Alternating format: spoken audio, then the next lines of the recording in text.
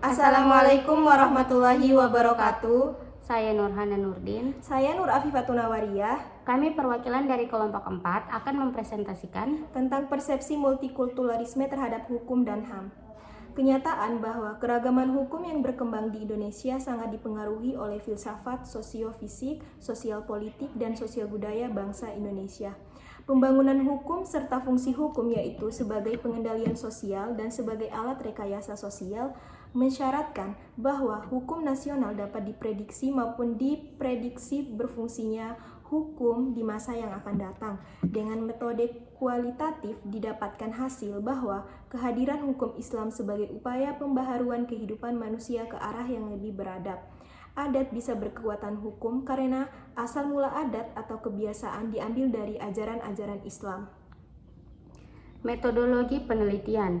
Penelitian ini menggunakan metode kualitatif. Menurut Suryono 2010, penelitian kualitatif merupakan penelitian yang digunakan untuk menyelidiki, menemukan, menggambarkan, dan menjelaskan kualitas atau keistimewaan dari pengaruh sosial yang tidak dapat dijelaskan, diukur, atau digambarkan melalui pendekatan kuantitatif. Pembahasan. Hukum Islam sebagai salah satu hukum agama yang banyak berkembang di Indonesia, berperan dalam membentuk budaya hukum dalam masyarakat Indonesia. Untuk lebih tepatnya dalam memahaminya, inilah pendapat Hasbi Asy-Syadiki pada hukum Islam memiliki 3 ciri, yaitu 1. Sempurna dan lengkap, 2. Keseimbangan, 3. Dinamis. Kehadiran hukum Islam dimaksudkan sebagai upaya pembaharuan kehidupan manusia ke arah yang lebih beradab.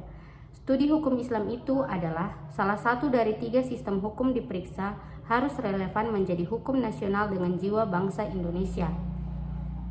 Definisi relevansi itu sendiri terbukti dengan sendirinya. Pengukuran teoritis yang berbeda, penegakan hukum yang biasa digunakan di penelitian hukum. Pola pikir masyarakat Islam Indonesia pasti punya pijakan. Hal ini sama dengan menerima teori otoritas hukum. Seperti juga dikatakan semua imam mazhab dalam hukum Islam bahwa seseorang menjelaskan diri mereka sendiri sebagai seorang muslim. Teori ini dikemukakan oleh Gibb dalam bukunya The Modern Trends of Islam, yang menyambut adat masyarakat merupakan suatu kebutuhan. Nabi Muhammad SAW sering menentukan mengembangkan tradisi Arab diwarisi dari nenek moyang. Ketentuan ini dalam hadis disebut dengan sunnah takririyah, yaitu sementara tidak bertentangan dengan syariat Islam. Rasulullah lebih terbuka dengan urf itu dalam bahasa Arab. Namun, tidak semua ini adalah urf segera diterima atau dihapuskan. Dengan demikian, adat bisa berkekuatan hukum karena asal mula adat atau kebiasaan diambil dari ajaran-ajaran Islam. Keanekaragaman suku, ras, dan pola agama di Indonesia adalah anugerah dari Allah Subhanahu wa Ta'ala yang layak untuk diteliti keberadaannya pembangunan hukum nasional.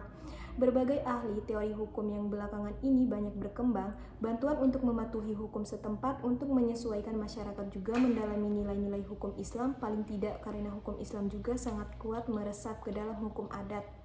Kontribusi hukum Islam membangun hukum nasional diperlukan dengan mempertimbangkan corak masyarakat Indonesia yang multikultural.